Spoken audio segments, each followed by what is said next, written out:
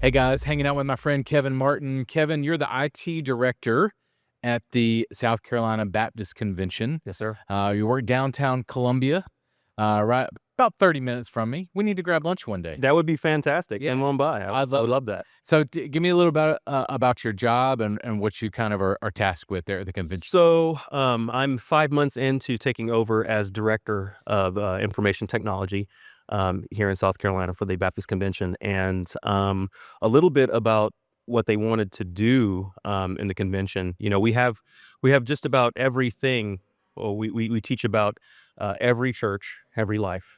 Yeah. Okay? And what does that mean? So we have start teams, and we have, um, you know, discipleship people. We have music people, music and ministry. They're very big here at our Onward convention. But there's no space right now for technology as far as computers and different things like that. So they wanted to start something new um, and really kind of help our churches in South Carolina in technology and both in discipleship. That's why I'm here today teaching a breakout group in digital discipleship. So, let's talk how people find a church. They're not going to a church necessarily first. Mhm. They're looking for it online. Yes. Stats show 8 out of 10 people, 80% plus, are looking at your website before they even walk Yes. into your door.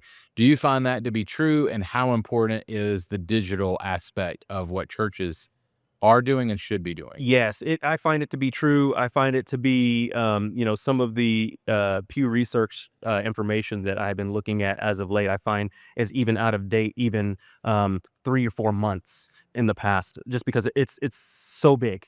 Um, People used to drive around and look for a church, but they Right. don't do that anymore. So based on digital signage, based on video, it all matters. It matters how your content looks. It matters how it sounds. Mm. People will more inept watch a video with no sound rather than watch a good video with bad sound. Yep. Everything from anesthetics, from color, all of those things. Also, um, the demographics. So we'll talk about super local churches. What's the demographic like as a person of color? That's important, for Mhm. kids. Is there anybody there that looks like me that can relate to me in my Right. walk? Right. And so all of those things play a key role. Having a active Instagram page, having some sort of active social media where you're engaging with the clients. Uh, Gen Z is huge right now. It's a big thing to start discipling these groups. They say that 2 million Gen Zers are actively have a cell phone or have access to some sort of smart device. Right. If not all three in the category, iPad, iPhone, Yep. something. Yep. And so the enemy is winning in this space Mhm. right now. And so we really need to hone our skills around this. It's a new frontier. Yeah. I'm a big Trekkie, so Final Frontier. That's where we're at right now. This is I the can't final. do it. Yeah, yeah. I'm You live sorry. long and prosper, and so we're in the final frontier right now. Yeah. How important, you mentioned this a little bit, how important is the quality of visual content? What are some maybe standards? You mentioned color and all. How does that matter? When I'm putting an image on my social media channels, when I'm crafting a video, can I just find anybody to create it? Or how much energy, that staff money, resources should I as a church or ministry be putting into the visual component, the digital component Mhm. of what I'm doing? I think it's very big. When I was a broadcast director at the First Baptist Church of Dallas, I had an aha moment um, where we got a letter back from somebody who was watching the stream that I was directing that Sunday and said that they were going to commit suicide. Oh, And goodness. and they didn't because they tuned in to our broadcast at the First Baptist Church of Dallas, Yep. and he gave his life to Christ. Yeah. We work tirelessly in the media department to make sure that everything looks right, anesthetically, lower thirds, shots, all of these things take a key point, and it's very important. Colors matter, how the shots look. Otherwise, they're just going to go tune off and go and look at something else.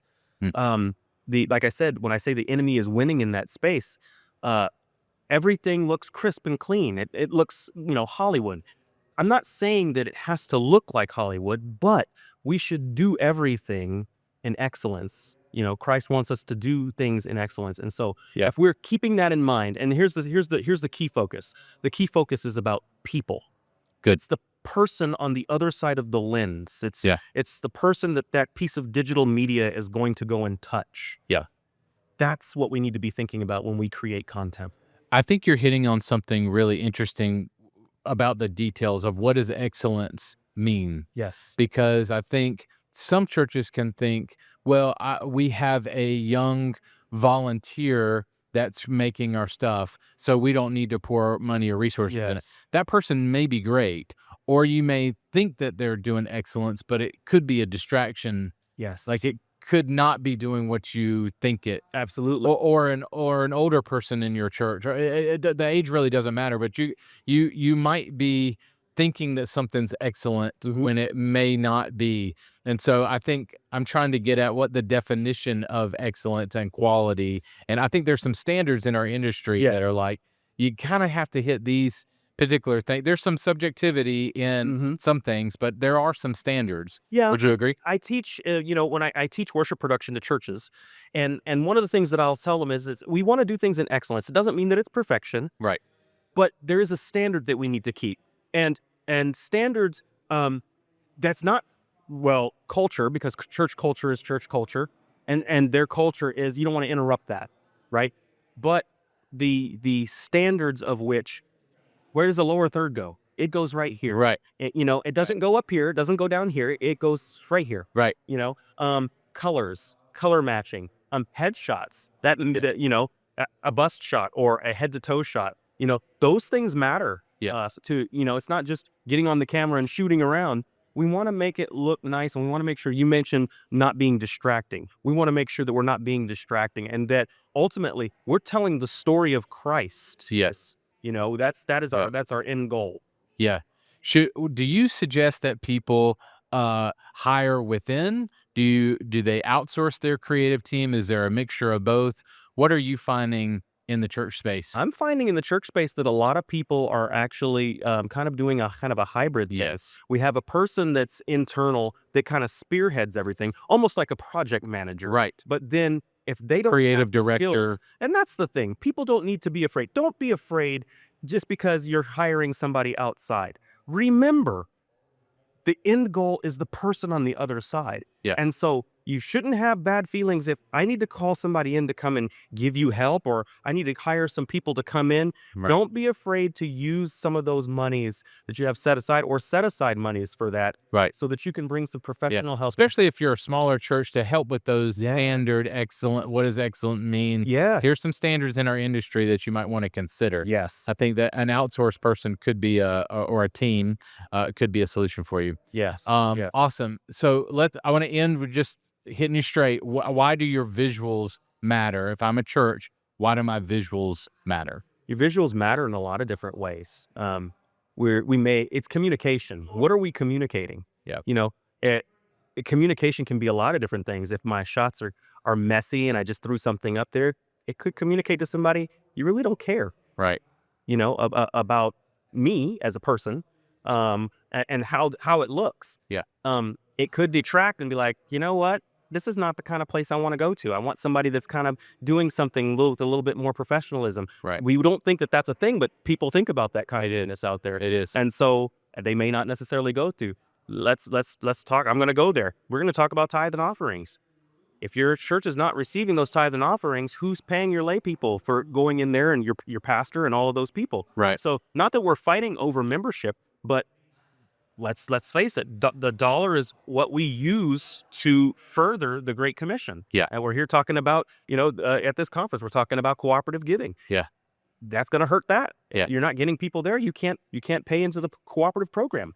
So Yeah. it does matter. It may be the tiniest little thing, but it has the greatest impact. Yeah. In this day and age. Good. Kevin, thanks so much, man. It's Appreciate my it. pleasure. Thank you so much. This has been a podcast presentation of Church Visuals. Executive produced by Carl Barnhill. Edited by Mario Franco. Title and show graphics by Angie Lomas. For more resources to help you visually communicate the gospel, visit churchvisuals.com.